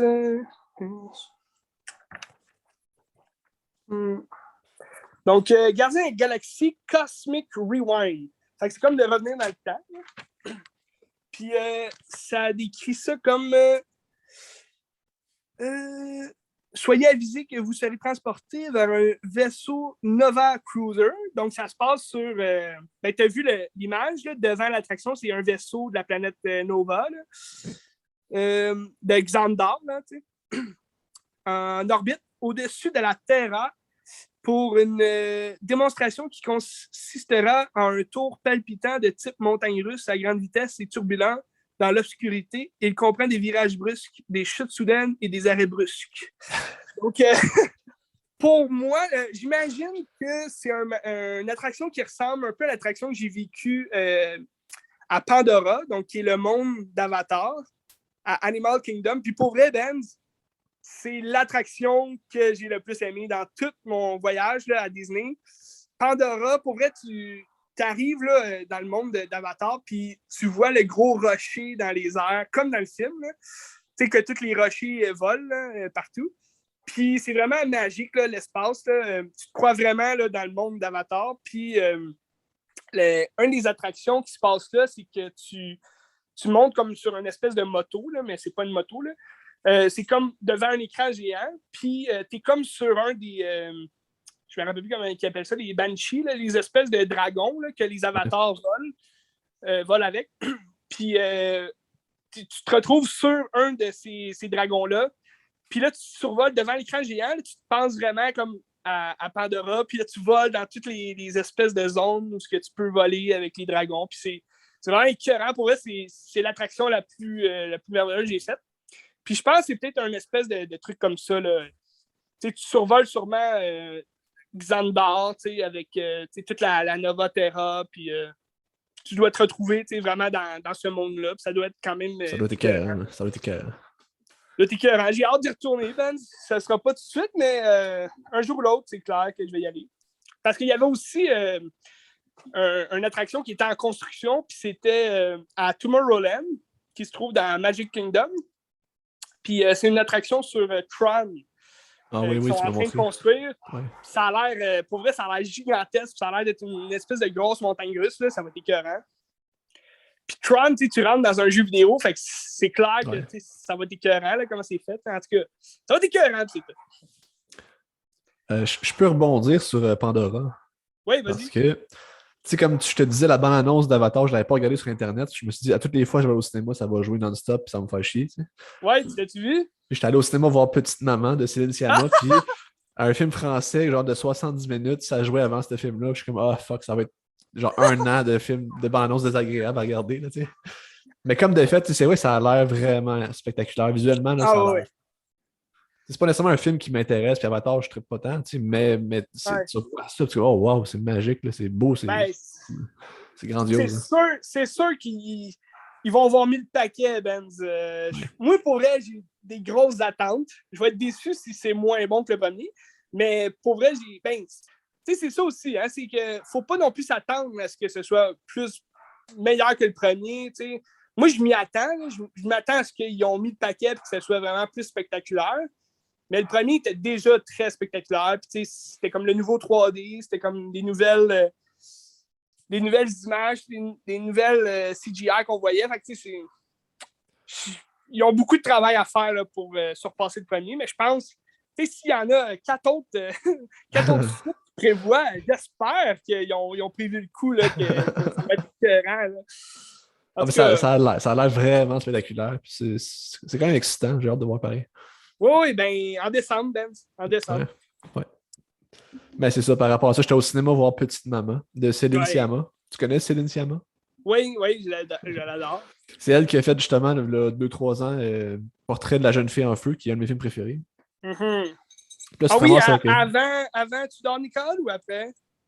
Ah non, Tudor Nicole, c'est mon film préféré. C'est incontestable. Mais c'est ça. Puis là, c'est un film qui est vraiment plus modeste que Portrait de la jeune fille en feu. C'est un film d'époque, qu'on était comme Mhm. au 18e siècle, je pense, je suis pas sûr. Ouais. Puis là, c'est vraiment quasiment un huis clos où ce que tu commences, tu es dans une maison de personnes âgées. Puis t'as genre une petite fille qui passe les chambres, qui va saluer toutes les madames qui sont là. Aïe, aïe. Puis là, elle arrive dans une chambre, puis elle ramasse une canne, puis sa mère est là. Fait que tu comprends que dans le fond, sa grand-mère est décédée, puis c'est comme toutes les Hmm. voisines de sa grand-mère. Puis c'est un peu ça. Le film, c'est de vivre le deuil à travers la petite fille, mais là, un moment donné, elle se ramasse dans la maison de sa grand-mère où est-ce que sa mère a grandi. Ouais. Puis là, elle s'en va jouer dans le bois. Puis là, elle joue qu'une petite fille, mais là, la petite fille, c'est sa mère quand elle était jeune. Fait que c'est comme s'ils connectent ensemble, puis ils OK. vivent le deuil comme, ensemble, comme ça. Puis c'est vraiment intéressant. Puis c'est ça. C'est vraiment un beau film qui est fait avec des thèmes qu'on n'a pas vraiment vus. Le deuil chez l'enfant, là, tu sais. Ouais. C'est pas vraiment exploité au cinéma, fait que c'est intéressant. J'imagine ça. Il n'y a pas de temps mort vu que c'est un court film, là, 1 heure et quart. Pas de temps. Ouais, c'est très très lent. Ça dure OK. 70 minutes. Je me suis endormi un petit peu, j'ai manqué un petit bout, mais j'ai vraiment ça. J'ai hâte de le revoir. Ouais. Ben écoute, ça arrive, tu sais, c'est ça comme je te disais. L'après-midi, des fois, t'étais-tu l'après-midi? Ouais, c'était genre 12h50. Là. Ah, OK, ouais, des fois, c'est Ouais. ça, tu t'endors plus. C'est un film qui est très très lent, puis tu sais, ça prend le temps de vivre le moment, puis tout, là, mais Ouais. écoute, c'était bon, j'aimais ça. J'aimais ça, c'est intéressant. Ben, c'est écœurant de vivre ça, tu sais. Je le conseille, Petite Maman, ça va sûrement être sur tout.tv un moment donné, ou je sais pas. Aïe, Là. aïe. Ouais. Ben écoute, pour enchaîner sur un film lent quand même, euh, Ok. dans l'avion, j'ai écouté 2 films, ben comme 2 et demi, puis dont un qui c'était de Fallout. Je sais pas si Ouais. t'en as entendu parler, c'est avec Jenna Ortega. C'est un film qui est sorti directement en streaming sur HBO Max. Mais ceux qui ont Crave, je pense qu'ils peuvent le voir. Puis c'est ça, j'étais intéressé parce que j'aime quand même beaucoup l'actrice, là, Jenna Ortega, qui est comme C'est un une film, c'est un film fait par HBO ou par Warner? par HBO Max. Ok. Ouais. Ok. Ben, c'est quand même Warner Bros. Là, au début. Mais fait que ça doit être comme les deux, mais c'est vraiment HBO Max. Parce que je pense que les films faits par Warner, ils sortent direct au Ouais. cinéma. Là. Ben, comme peut-être en Ouais. même temps, je suis pas sûr, mais tous les films d'HBO Max, c'est quand même produit par Warner. Ok.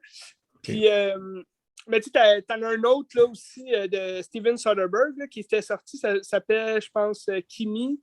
Ah, je sais C'était pas. avec, voyons, j'oublie son nom. Celle qui joue Catwoman là, dans le nouveau Batman. Là. Zoe Kravitz. Ouais, Zoe Kravitz, c'est ça. C'est avec elle. Elle a comme les cheveux bleus dedans. Mais tu sais, ça aussi, c'est un film qui est sorti directement en streaming. Puis de Fallout, ça, c'est. Je savais pas trop à quoi m'attendre. J'avais vu des annonces, mais j'avais pas su c'était quoi exactement le film. Puis dans le fond, c'est une ado, là, une adolescente qui vit sa vie un peu normale là, au secondaire, puis toute la kit. Puis là, il y a une journée où il y a une tuerie qui a lieu à son école. Fait que là, il y a comme une vingtaine des autres élèves qui sont morts dans la tuerie, toute la kit. Puis là, après, ben, c'est de faire son deuil dans cet événement-là qu'elle a vécu. Puis, pendant la tuerie, elle était aux toilettes. Fait que là, elle était aux toilettes avec une autre fille qui se connaissait pas vraiment. Puis là, après ça, ben, ils deviennent comme meilleurs amis. Puis là, ils continuent de se voir après, puis ils s'entraident dans cet événement-là. Cet après-coup-là. Puis, mais tu sais, c'est une fille qu'à la base, elle n'avait pas tant d'amis. Son meilleur ami, c'est un homosexuel, mais elle est comme un peu weird. Là. Elle dit qu'elle est weird, puis c'est pour ça qu'elle n'a pas d'autres amis. Fait que elle porte tout le temps des shirts de sport, puis des chandails longs. Elle prend pas soin d'elle. C'est un peu une fille weird là, qui n'a pas tant d'amis. Mais le film, je trouve, ça commence vraiment rough avec la tuerie, mais tu vois rien. Là, tu vois pas le tueur, rien, puisque tu fais juste suivre les 2 filles qui sont aux toilettes. T'sais. Puis là, ils entendent des coups de feu, puis là, ils se cachent dans la cabine. Puis là, il y a un gars qui rentre, mais il est plein de sang, puis il dit mon frère est mort. Tout. Puis tu vois rien de la tuerie, mais c'est quand même un moment punché là, dans le film. Tu t'attends pas à ça. Puis comme si c'est un gros moment du film qui est sentimental et tout. Mais après ça, tout au long du film, le film ne dure pas tant longtemps, 1h35, là, mais tout au long du film, c'est juste tu la suis, elle, dans comme sa reprise de cours, puis elle va voir une psychologue, puis c'est quand même long comme film, là, parce qu'il ne se passe pas tant de choses. Là. C'est juste de voir le, l'espèce de sentiment que tu ressens après une chose comme ça, là, après une tuerie dans une école. C'est quand même bien, là, mais c'est pas un film que je voudrais réécouter vraiment tout de suite. Là, Surtout dans le contexte de cette Oui, semaine, c'est bizarre. ben c'est ça, tu sais. C'était weird parce que quand j'étais justement à Orlando, on ouvre la télé le matin, puis on voit la tuerie qui a eu lieu au Texas, 19 jeunes enfants, plus 2 professeurs qui sont morts. Ben, peut-être c'est dans les 19 là, que les professeurs sont. Mais comme une tuerie, toute l'équipe d'un jeune de 18 ans qui s'est acheté une arme. Puis là, en revenant en avion, j'écoute ce film-là, puis là, ça parle de ça. C'est comme un lien un Tu peu weird. savais-tu De quoi? que ça parlait de ça? Non, je ne savais pas. Okay. Moi, dans la description, c'était comme une jeune femme vit un traumatisme, puis là, tu suis comme l'affaire. Mais dans l'annonce non plus, je pense, il disait pas tant. Ça fait longtemps que j'ai vu l'annonce. Mais tu sais, c'est comme. Le film, c'est pas ça. C'est pas comme un gros spoiler. Là. C'est juste que après ça, t'as d'autres spoilers là, pendant le film. T'as d'autres punchs, là, mais c'est plus là, comme ambiance puis comme événement. Là. Fait que ben, c'était quand même bien. T'sais. Intéressant. C'est un film qui fait la job. Puis Jenna Ortega est toujours bonne. T'sais. Ah oui. C'est une actrice montante quand même. Je pense qu'elle va devenir big là, quand même. D'ailleurs, X est sorti en DVD Blu-ray. Oui. Ouais. Oui. Très intéressant comme film. Oui. Ben, pour les amateurs de films d'horreur un peu weird, là, ça fait la job. Ça fait la job. Ah, c'était bon, X. Ah ouais. Veux-tu jouer avec un film avant que tu tailles avec Licorice Pizza? Ouais, ben vas-y avec ton cœur, man. Je vais aller avec un film de James Gray, que j'ai jamais vu de James Gray autre que ça. Puis je pense que c'est le seul film de James Gray que tu n'as jamais vu. Fait que ça, Ouais, on l'adore, mais c'est un film de 2008, je pense. Ou, en tout cas, je ne suis pas certain de l'année. Je n'irai pas voir. 2007, 2007-2008. Ça, c'est Two Lovers avec Joaquin Phoenix. Ben oui, tu sais. Gwyneth Paltrow aussi, puis une autre fille que je me souviens plus de son nom. Vanessa Shaw, je pense que ça s'appelle. Je la connais pas. Puis tu retrouves un Joaquin Phoenix fucked up comme, mettons, dans The Master, ou des rôles vraiment bizarres, puis qui est vraiment bon dans ça. Puis ça commence qu'il essaie de se tuer. Puis là, il s'en va chez ses parents. Où est-ce qu'il habite? Il y a comme, je sais pas, il doit être dans trentaine. Mais là, tu comprends pourquoi il est là. C'est parce qu'il essaie de se tuer à succession tout le temps. Puis il y a comme des problèmes de santé mentale. Là. OK. Puis là, il y a comme, ses parents le présentent à une fille qui est la fille de leur ami. Puis là, c'est comme s'ils se matchent ensemble. C'est un peu sa blonde. Mais là, il y a comme la voisine d'à côté qui est Gwyneth Paltrow, qui est vraiment sexy. Puis là, il tombe un peu amoureux d'elle. Mais comme là, il y a comme le choix à faire entre la fille fucking instable, qui est Gwyneth Paltrow, qui est bizarre, puis l'autre qui est comme le choix safe, puis c'est comme le choix à faire, mais est-ce que c'est vraiment, est-ce que la passion est là ou est-ce que c'est vraiment, le désir est vraiment là pour vrai? T'sais, c'est ce combat-là qui est entre les deux, puis à la fin, c'est est-ce qu'il va faire le bon choix entre les deux, puis s'il fait le bon choix, est-ce que c'est pour le mieux pour lui ou pas? C'est ça qui est intéressant. Ouais. C'est vraiment très... Moi, j'ai vraiment beaucoup aimé ça. Ben, ça a l'air intéressant. Ouais. Mais tu vas voir tous les films de James Gray comme une espèce de dilemme de conscience puis de morale, puis c'est toujours le fun. Je pense que tu aimerais bien Little Odessa avec Tim Roth. Ouais. C'est des affaires de gangsters, ça. Hein? Pardon? C'est des affaires de gangsters, ça? Ben, oui puis non. C'est comme dans... c'est un peu gangster de façon russe. Là. Okay. Un peu, ça ressemble... Il y a un peu La promesse de l'ombre, ouais. Eastern Promise, là, de David Cronenberg. Ça ressemble un peu à ça. Mais c'est une affaire très familiale. C'est Tim Roth qui revient comme à l'État d'Odessa, qui est comme, je pense, au bord de la rive du New Jersey. Là. Puis l'État d'Odessa, c'est comme justement des Russes qui sont là, des familles gangsters et tout. Puis il s'en va... ça fait comme 20 ans qu'il est parti, puis il revient là-dedans, puis il essaie de renouer ses liens avec son petit frère, qui est Edward Furlong. Fait que c'est comme toute une espèce de c'est une aventure dans leur dans la Little Odessa d'un gars qui veut comme se faire racheter auprès de son petit frère, que lui, il voit toutes les horreurs qu'il a vu, que Tim Roth a vu quand il était plus jeune, à son âge, puis là, il veut pas qu'il il soit dans cette espèce de violence-là, tu sais, dans l'état de ça, toute la kit. Fait qu'il essaie de l'entraîner sur une voie un petit peu mieux, un petit peu moins violente, là. Ça ressemble un peu, justement, à American X Story. Ça fait un job, tu sais. Ben, il y a une belle sensibilité quand même, James Gray, de ce que ça a l'air, là. Fait que ça va être bon. Ouais, puis son dernier film était quand même pas pire, Ad Astra, là. Ouais. Et sur Disney+, peut-être je vais le regarder. Ouais, Disney+, Brad Pitt, toujours écœurant.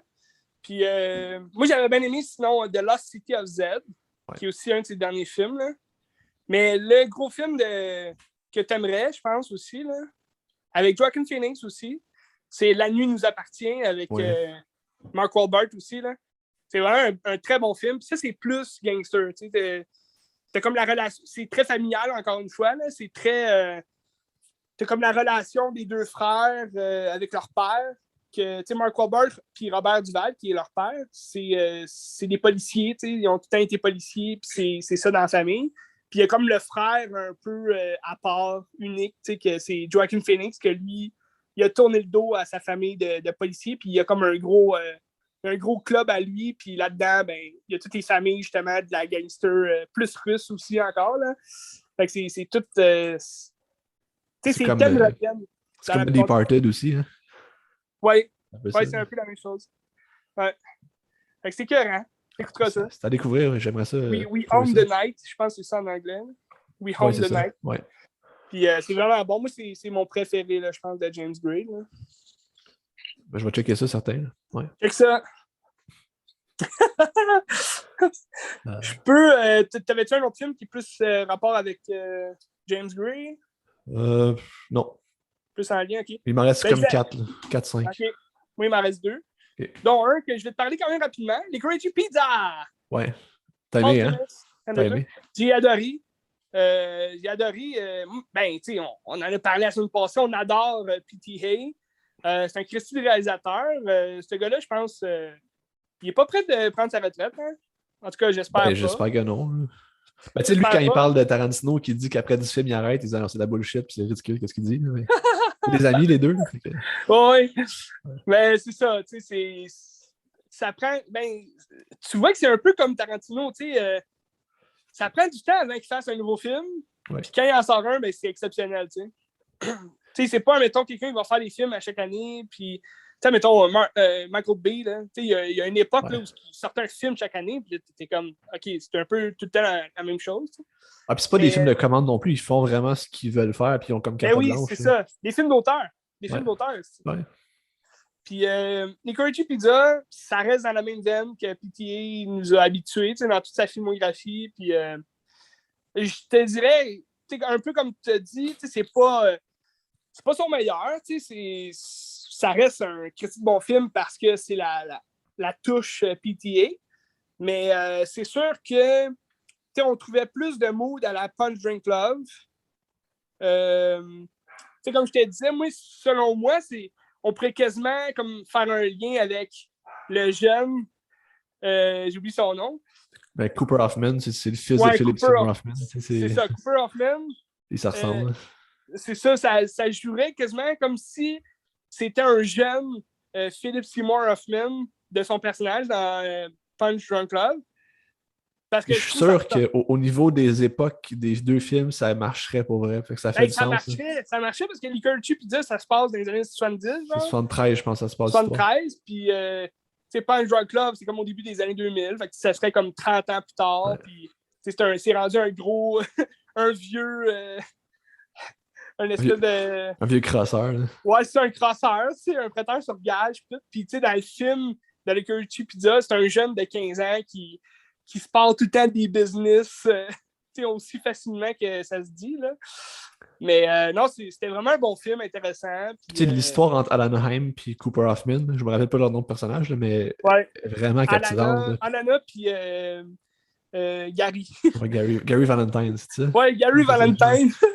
Leur histoire, elle marche, puis genre, elle est prenante quand même. Ouais. Même si tu vagues à travers plein d'affaires, tu restes quand même pris dans cette histoire-là, puis c'est le fun. Tu veux que ça marche. Non, c'est ça. Non, c'était vraiment bon. C'est une histoire d'amour, c'est une aventure. Mais tu sais, comme le film, tu penserais que c'est l'histoire de Gary, tu sais, qui cherche justement à impressionner la fille et tout. Mais c'est plus l'histoire d'Alana, Ouais. tu sais, qui, elle, est comme mitigée entre qu'est-ce que je veux faire plus tard, où je veux aller, puis tout. Puis Ouais, en tu sais, même temps, un à la gars de fin, 10 ans plus jeune, ça marche-tu pour vrai ou ça marche pas? Tu sais, je peux-tu me permettre ouais, ça? c'est Ou... ça. Ouais. C'est ça, puis elle fréquente en plus, si tu regardes ses fréquentations, puis c'est toujours comme des gars un peu plus vieux, tu sais, à part au début, là, qui est comme un jeune, on dirait, de l'âge de l'autre, mais vu qu'il est juif, tu sais, elle veut le présenter à ses parents et tout. Mais tu sais, c'est ça, c'est comme le dilemme qu'elle a entre est-ce que je veux une vie parfaite ou si je veux trouver comme la personne parfaite. Mais à la fin, elle se rend compte que on dirait, là, selon moi, elle se rend compte juste qu'elle va tout le temps être bien dans sa vie si elle reste avec lui. Tout.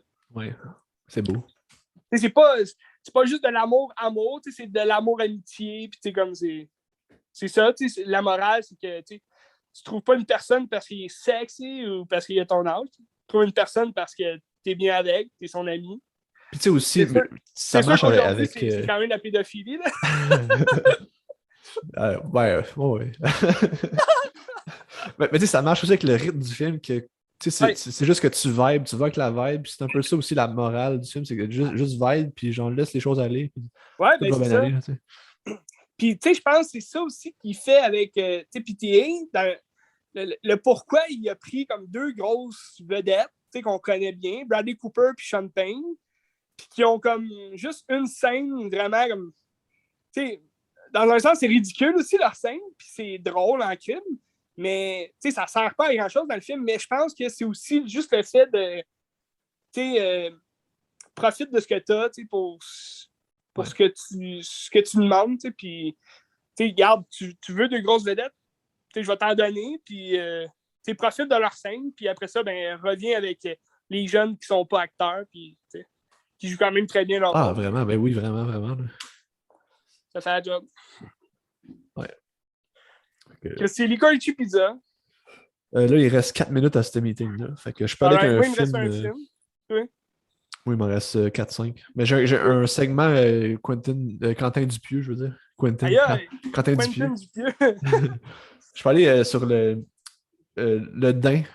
C'est Ouais, un de ses vas-y. derniers films, Le Dain avec Jean Dujardin. OK. Ça jouait à Radio-Canada, puis c'est sur tout.tv.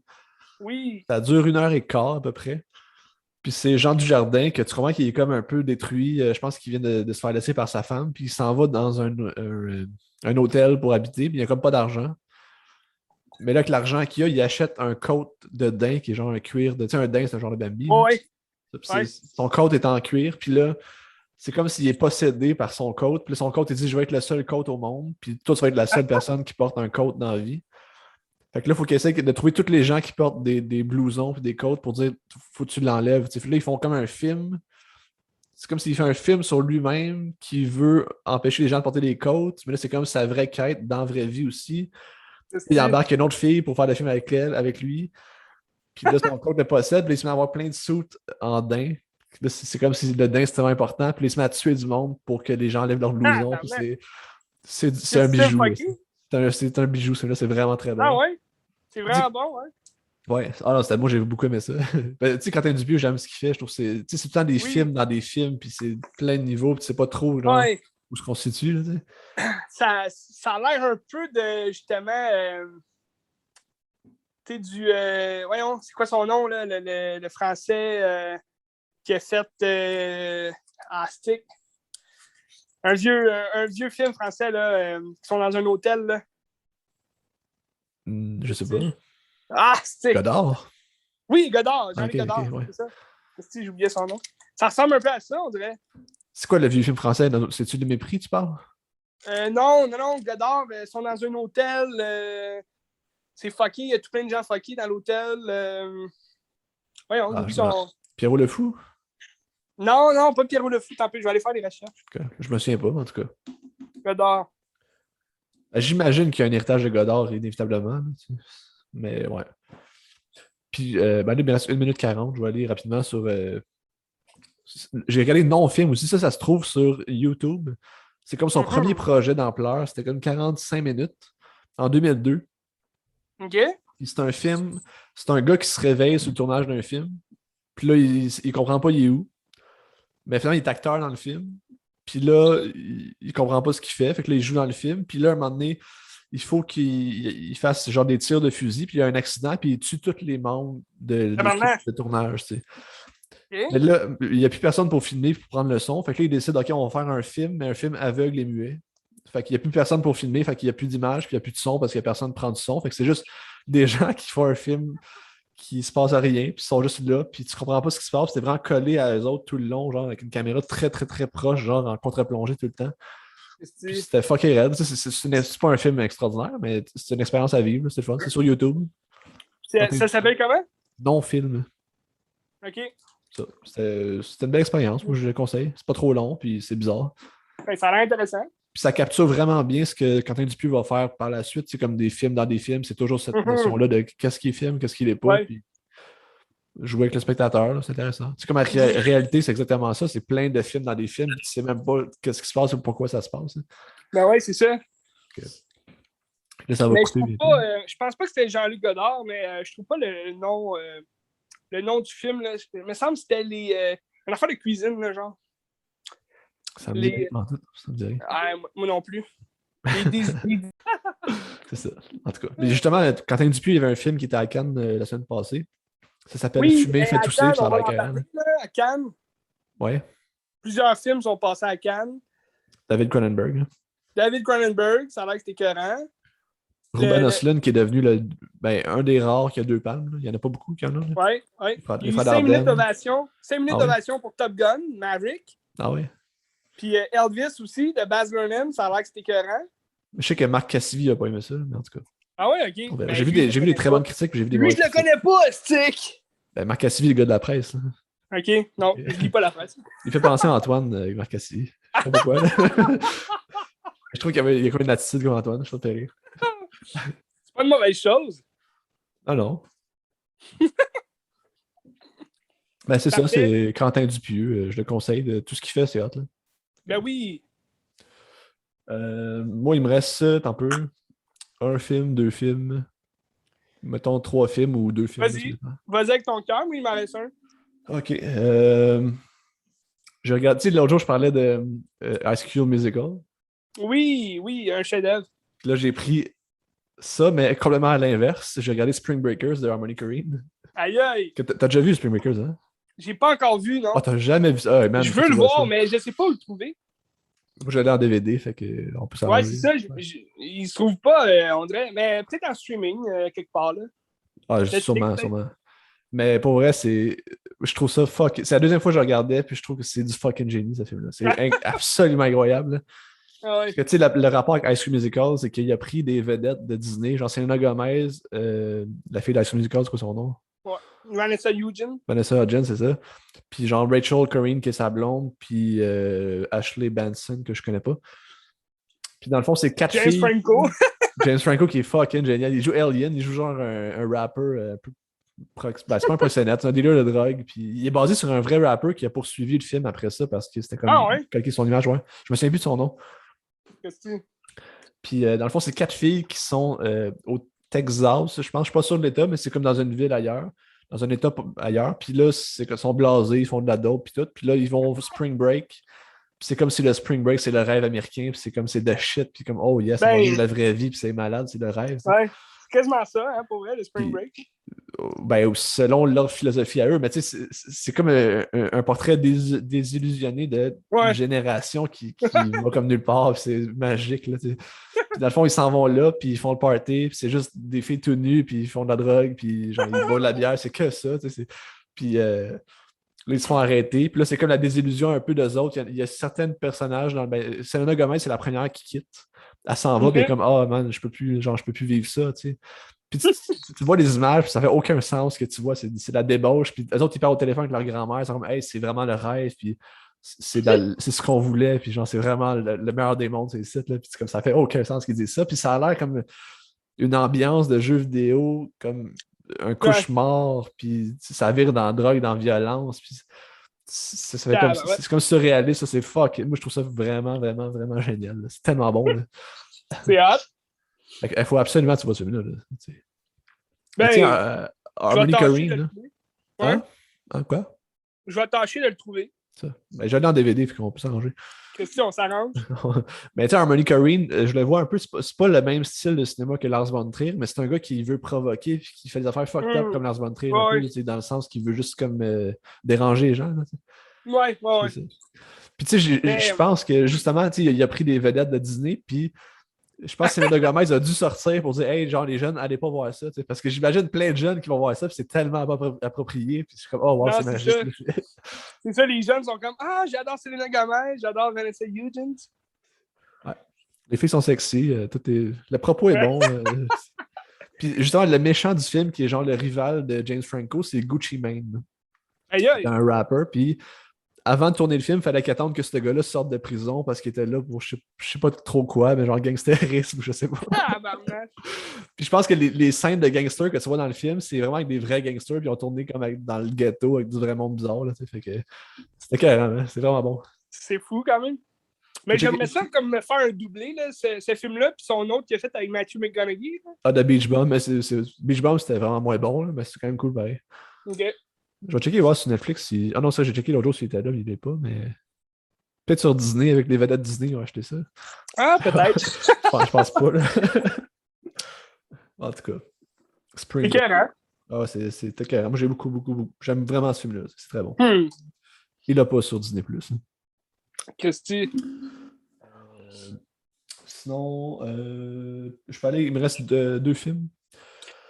Je peux aller avec un film sur YouTube de Chantal Akerman. Je sais pas si tu te rappelles c'est qui Chantal Akerman. Non, ça me dit rien, Chantal. C'est une cinéaste belge qui a... Tu sais, le film, je t'ai parlé à un moment donné, c'est 23... Ah, c'est comment ça s'appelle? Tu sais, le film qui se passe à rien pendant 3 heures, là, que j'avais vraiment aimé. Là, Oui, ok, ouais. Je vais le trouver 23 qui est du commerce. Jeanne Zillman, 23 qui est du commerce, 1080 Bruxelles. Puis c'est un film de 3 heures, une expérience sensorielle fucked up, qu'il se passe rien pendant 3 heures, puis c'est ça. Puis là, c'est une genre de série de films, de téléfilms qui s'est passé dans les années 90, que c'est plein de cinéastes français puis européens qui ont fait ça. C'est comme, je pense, un peu comme le décalogue de Kieslowski, que c'était comme 10 épisodes, mais c'était comme 10 mini-films qui jouaient à la télé. Ça s'appelle Portrait d'une jeune fille à la fin des années 60. Non, attends, je vais trouver le titre au complet. Portrait d'une jeune fille. Ouais, Portrait d'une jeune fille à la fin des années 60 à Bruxelles. Tu sais. Ça dure 3 heures? Non, ça dure. C'est un téléfilm, ça dure comme 50 quelques minutes. Okay, j'ai trouvé ça sur YouTube, j'ai trouvé ça très, très, très bon. Ça se passe en avril. Un grand contraste à son autre film. Oui, vraiment. Puis c'est fait avec les moyens du bord aussi. Ça reste un téléfilm. Puis tu sens que c'est fait. Ouais. Mais dans le fond, le film, ça se passe en avril 68, juste avant que tout explose en Europe, avec le mai 68 puis les révoltes étudiantes. Puis c'est une fille qui lâche l'école. Puis là, elle rencontre comme un gars qui est un militaire français qui a fui son service militaire. Fait qu'il est caché en Belgique. Okay. Puis là, il y a comme une petite relation d'amour, puis c'est un peu ça. Puis c'est un peu la libération sexuelle de ces années-là. Puis c'est des gens qui jasent, puis qui marchent dans Bruxelles. Puis moi, je trouve ça très, très bon. C'est vraiment cool. C'est des bons dialogues, puis c'est ça. C'est joué bizarre aussi, mais c'est très joué robotique, un peu comme l'autre film, je te disais, Jeanne Dillman. Oui. Je le conseille. C'est sur YouTube, ça s'écoute, c'est très très bien. C'est sur YouTube. Ben, c'est intéressant. Ouais. Je suis pas sûr que tu vas aimer ça, mais je le conseille à d'autres gens. Benz, on fait ce qu'on veut dans le film. Fait que c'est ça. Excellent. Merci. Puis sinon. Je peux te parler de mon dernier film, si tu veux. Vas-y, moi il m'en reste un après. Fait que...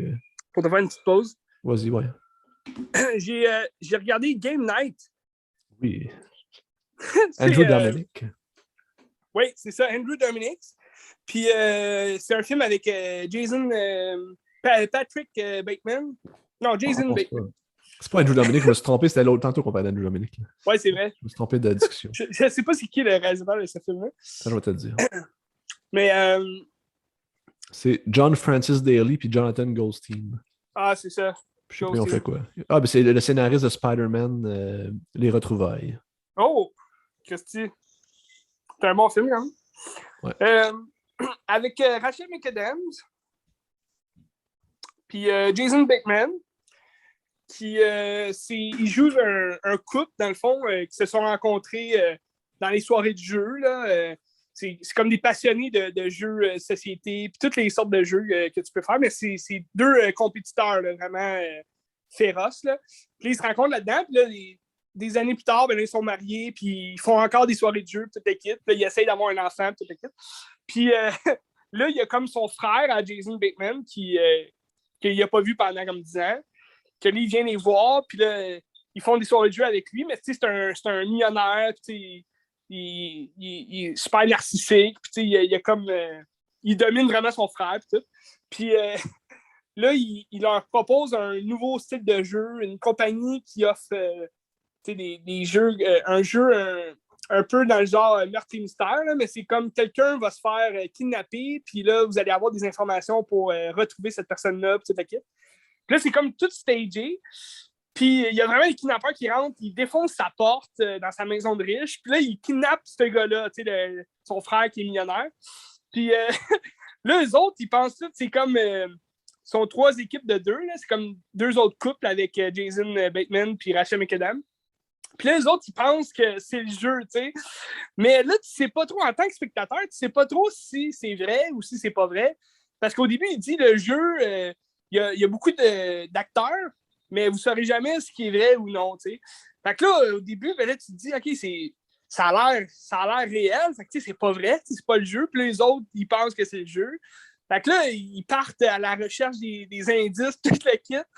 Puis, tu sais, tout au long du film, justement, c'est un genre de meurtre et mystère comme ça. Il faut que tu retrouves comme celui qui a été kidnappé. Puis là, les autres, ils pensent que c'est encore un jeu. Puis là, à un moment donné, ils découvrent que c'est pas un jeu, que c'est vrai. Mais là, à la fin, t'as comme des surprises un peu partout. Fait que c'est vraiment plaisant comme film. Là. C'est drôle à regarder. Puis tu passes un bon moment. Là. C'est un genre de The Game de Fincher, un peu? Ou pas du tout? Non, pas du tout. Là. Ok. C'est vraiment une comédie. Là. C'est pas, Ok, c'est une comédie d'action. Là. Il se passe plein d'affaires. Mettons, il y a un des gars dans leur soirée de jeu qui il dit ça a l'air que les riches font des soirées là, comme Fight Club. Là, ils payent des pauvres pour se battre. Puis là, ils parient sur les gagnants. Puis tout. Puis, un moment donné, là, ils tombent dans une maison justement de riches. Puis là, il y a des fight clubs qui se font en bas, là, avec des gens qui sont tous masqués, toute l'équipe. Mais c'est une bonne comédie, là, c'est juste relax, c'est le fun à regarder. Des bons acteurs aussi. Là. Ça, tu l'as en DVD ou tu l'as, ça? Ouais, ça, je l'ai. Ça faisait longtemps que je ne l'avais pas vu, je me suis écouté ça. Mais je pas pense vieux que c'est Warner Bros, fait que ça devrait être sur Crave, mettons, ou HBO Max, là, tu sais. C'est 2018, c'est pas si vieux que ça. Je pensais que c'était Ouais, plus vieux. non, c'est quand même, c'est très récent quand même comme film. Là. Ben, c'est un des derniers. Tu sais, Rachel McAdams, là, elle a joué dans Doctor Strange, le dernier, mais c'est comme un des derniers grands films que je me rappelle qu'elle a fait, là, parce que sinon, ça fait quand même longtemps que je l'ai pas vu dans un film. Elle. Regarde, mettons, ses derniers films, c'est Doctor Strange, après ça, What If, Eurovision, Game Night, c'est ça son dernier. Ouais, Eurovision, c'était avec Will Ferrell, là, ça. Je l'ai pas Ouais, vu. c'est ça, Là. ouais. J'ai comme les cheveux longs. Hein. Ouais, c'est ça. Ça a l'air que c'était bon. Je sais pas c'est quoi. Non, mais non plus. J'ai vu l'annonce, là, mais je sais pas. Ben, c'est ça. Elle est quand même assez. Elle fait plusieurs styles de films, Rachel McAdams. Il y avait un de ses derniers, mais je pense que c'est 2014, ça date quand même de loin, là, 2015, avec Gleason. Là. C'est-tu Andrew Gleason? C'est celui qui joue dans Star Wars, là, le roux. Domhnall Gleeson, c'est ça. Ah ouais, c'est ça, Domhnall. Elle a fait un film, c'est comme un film d'amour, là, mais c'est comme lui qui peut voyager dans le temps, puis comme il fait tout pour justement comme vivre une vie parfaite avec elle, là, vu qu'il l'aime, puis tout. Là. C'est quand même bon. Mais je me rappelle plus. À travers. C'est-tu à travers le temps, non? Ah, il est là, ok. À travers le temps, c'est ça. About OK, Time. ouais, c'est ça. Ouais. Mais c'était quand même pas pire. C'est un film que j'avais même pas vu au cinéma. C'est un film qui jouait à la télé. Puis, c'est un film de Richard Curtis qui a fait le Love Actually. Puis tu sais, ce genre de film-là. Là. Ah, OK, ouais. Des bons films quand même. Ouais. Mais c'est un bon film. C'est un bon film d'amour. Je suis pas très film d'amour dans le vie. Mais il y avait une touche de fantastique. C'est ça. Pour m'impressionner, il faut qu'il y ait une petite touche de fantastique, Ben. Regarde, Licorice Pizza, t'aimais ça? C'est un film d'amour. J'ai adoré les Licorice Pizza. C'est mis un film d'amour, là, mais quand même. Ouais, puis il y avait une touche de fantastique, tu sais, aujourd'hui. T'as 15 ans, impossible là, que tu te prennes une fille de 25. Là. Hey, wow, wow, wow. On sait jamais, hein? Le cœur n'a pas d'âge, Nicole. Hein? Martin Le l'a cœur, dit. Le cœur n'a pas d'âge, a Nicole. ses raisons, Ben. Le cœur n'a pas d'âge, Nicole. T'en rappelles de ça? Là? Ben oui, Okay. certainement. Certainement, okay. Ben. Moi, il me reste un film. Moi, ça fait le tour, hein. Moi, il me reste un film. J'ai poursuivi mon aventure Wong Kar-wai. Parce que j'ai fait en ordre Wow! chronologique de mon coffret. Okay, j'ai regardé Fallen Angels, tu connais ça? Non, j'ai jamais vu. C'est un film de 95, je pense. OK. C'est très typique Wong Kar-wai. Dans le fond, c'est l'histoire d'un tueur à gages. Mais tout son aspect de tueur, on s'en fout, c'est juste concentré sur genre sa vie amoureuse à travers qui tue des gens. Puis je trouve que c'est fucking génial. C'était vraiment bon. Puis c'est un peu comme le vide qu'il vit à travers sa vie en tuant des gens. Puis il raconte des filles. C'est un peu ça. C'était un bijou. J'ai vraiment, vraiment beaucoup aimé ça. T'sais. Il y a des belles scènes fucking violentes. C'est comme la même scène qu'il y avait tout le temps, mais qui fait juste gonner du monde. Là, puis c'est vraiment bon. Je le conseille. J'adore Wong Kar-wai. Ouais. Ben, je le conseille à tout le monde, Wong Kar-wai. Tu vois, c'est un film d'amour, mais il y a une touche un peu gangster. J'aime ça. Ouais. Comme les premiers, c'est un peu plus de gangster. J'imagine quand t'arrives plus In the Mood for Love, pas j'imagine, c'est pas gangster du tout. Puis c'est plus axé sur les relations. Puis, mais il y a tout le temps l'aspect Hong Kong, les beaux paysages d'Hong Kong. C'est carré. Moi, j'aime vraiment beaucoup ça. C'est ça, hein? Hong Kong, c'est ça. Là. Tu peux être gangster, mais tu peux être aussi amoureux. Ouais, dans la vie, ici, c'est juste ça. Quand t'es au Québec, t'es juste un gangster ou t'es juste amoureux. Tu peux pas être les non, deux. C'est ça. Au Québec, impossible. T'es un moteur ou ben t'es amoureux. Mais regarde, ça fait la job. Non, c'est ça. Moi, Wong Kar-wai, c'est un grand maître du cinéma. Puis, Wong Kar-wai! Les gens peuvent trouver ses films. Il est là sur le Criterion Channel, ça se trouve. Mais souvent dans des bibliothèques, des affaires comme ça se trouve. Puis, ils ont souvent des rabais. Criterion, ça arrive, des fois. Là. Le coffret de Wong Kar-wai, ça coûte cher, là, mais écoute, ça vaut la peine. Ça vaut la peine. Ça vaut la peine. Ouais. Fait que c'est ça. C'est ma semaine. C'est mes 2 semaines que j'ai passées. Ben, il y a d'autres gros films qui s'en viennent là, prochainement. Là. Moi, Top Gun Maverick, j'ai vraiment hâte. Demain, tu vas voir ça? Demain. J'ai pas vu... Il y avait l'autre nouveauté, là, le nouveau film de... Ça s'appelle Eux, là. Them.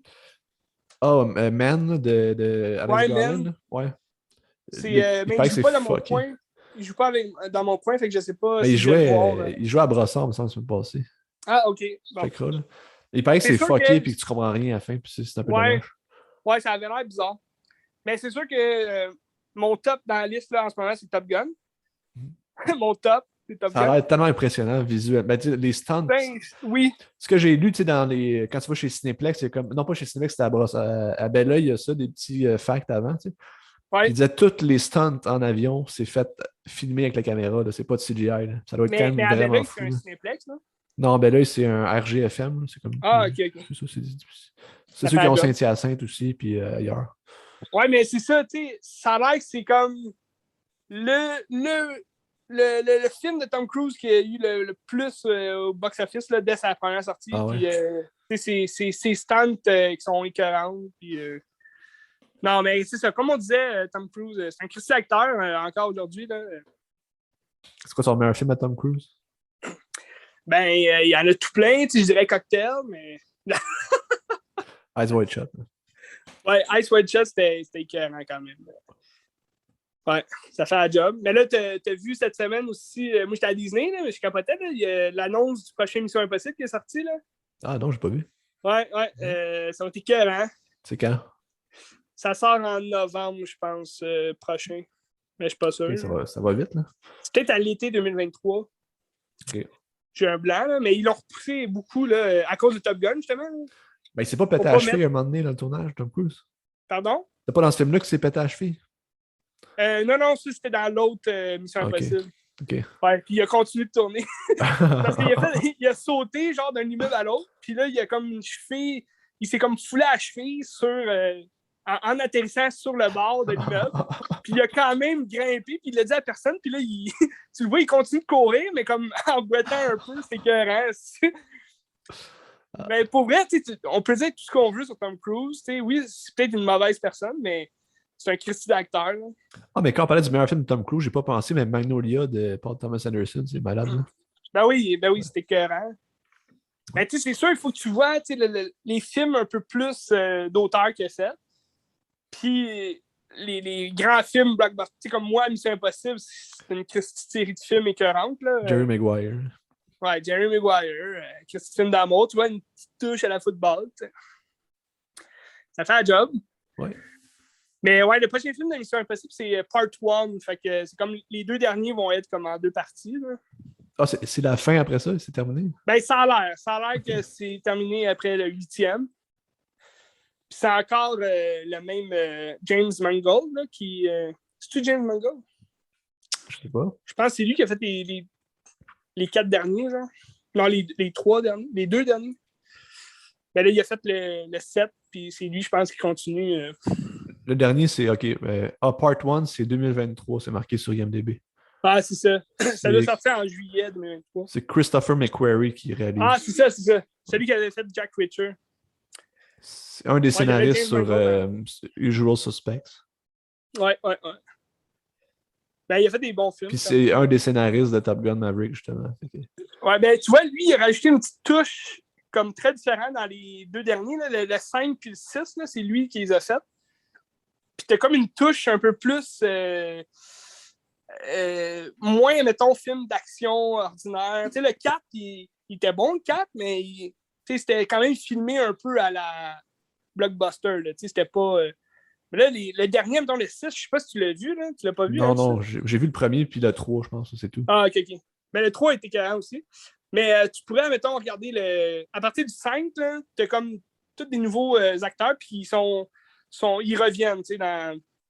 T'as juste, je pense, Jeremy Renner, qui est arrivé dans le 4, puis il est là dans le 5, mais dans le 6, il était avec les Avengers, là, fait qu'il n'a pas pu faire ce film-là. Mais sinon, tu as tous les mêmes acteurs qui reviennent, fait que c'est quand même, ça se suit bien, là. Il y a comme plus de suites que, mettons, les 1, 2, 3, 4, là, qu'il y a moins de suites. Ça fait un job. Je vais checker ça. J'en ai une couple chez nous, fait que je vais suivre ça. T'as fantastique. ça complète... Ça complète tout ce que je voulais te dire aujourd'hui, Ben. C'est excellent, moi aussi. Je sais pas que je vais regarder cette semaine. J'ai lu une conférence de Sigmund Freud hier, fait que j'avais le goût de regarder A Dangerous Method, fait que peut-être. OK. On a déjà jasé, là, mais... Moi, sûrement, cette semaine que je suis en vacances, fait que j'ai du temps, je vais sûrement me taper toutes les Jurassic Park. Ah, ça sort quand? Ça sort vendredi? 1, 2, 3, puis les 2 premiers Jurassic World. Parce que vendredi le 10 juin, donc c'est pas ce vendredi, c'est l'autre. J'ai déjà mes billets, Benz. Jurassic World Dominion. Ça va être écœurant, Ben. J'ai bien hâte. À suivre. Ben, c'est parce qu'ils ont été chercher les originaux, les acteurs. Fait que c'est sûr que ça va être bon, tu sais. Puis il dure 2h23. Fait que un long film quand même. À suivre. Beaucoup de personnages, beaucoup de temps au film, c'est ça qu'il faut. Mais j'avais pas trippé le dernier. Fait que, j'espère que ça va avoir du sens quand même. Là, à ce stade-ci, il n'y a plus aucun sens. Je veux dire, les animaux sont. Les dinosaures sont. Ouais, les animaux. Les dinosaures sont en liberté dans tout le monde. Fait que c'est écœurant. On va voir ce qui se passe. C'est impressionnant. Ça, ouais, je n'irai pas le voir, mais c'est impressionnant. Hey Ben, tu vas aller le voir, là. Moi, j'ai vu le premier Jurassic World, j'ai rien vu d'autre après. Je ne suis pas connecté là-dedans, je sais pas. Ben, il y en a juste un d'abord que tu n'as pas vu. Ah non, je parle de Jurassic Park, je veux dire. Ah, ok. Ouais, ouais. J'ai juste vu le premier Jurassic Park, ouais. Tabarnak, je gagne. Tu dis ouais. en terme. Ben non, faut que tu vois au moins les 3 originaux, là. J'aimerais ça voir le 2. Je sais pas s'il est sur Netflix, le 2. Mais... Voyons donc, toi. Tu viens de gâcher ma journée, Ben. Fuck! non, mais pour vrai, ben au moins, tu pourrais regarder, mettons, le premier Jurassic World. C'est plus nostalgique au premier, fait que tu verrais comme plus de sens, là. Ça fait un job. Ouais, en tout cas. On adore ça. Ah ben vendredi, il y a Babysitter de Monia Chokri qui sort au cinéma. Oui, c'est ça. Je voyais l'annonce tantôt, c'est ça. Ouais, ça, j'ai hâte. Je vais regarder peut-être La femme de mon frère, puis aller voir ça. Là. On verra. C'est écœurant. C'est-tu plus français, ça, là, ou il y a pas mal des acteurs québécois? Non, c'est québécois. OK. L'autre aussi, Ben, c'était avec québécois? l'annonce, on dirait que c'était plus français, je sais pas. Y a-tu des acteurs français là? Ben, il me semble que c'est Patrick Yvon puis Monia Chokri qui jouent dedans, mais Ok. j'ai pas checké, je sais pas. Je vais aller J'adore tout voir. ce qui se passe. J'adore tout ce qui se passe. Mais la fin de mon frère, c'était vraiment excellent. J'ai vraiment Oui, beaucoup oui, aimé. Fait ben que... oui. Tu as vu ça? Non, je l'ai pas encore vu. OK. Mais, C'est très bon, je le conseille. Ouais. mais j'ai entendu dire que c'était très bon. Je vais le regarder. Fait qu'on en jasera soit la semaine prochaine ou dans 2 semaines. Certainement, mon frère. Excellent. Fait que Un bon podcast. c'est bon. Qu'est-ce que tu regardes?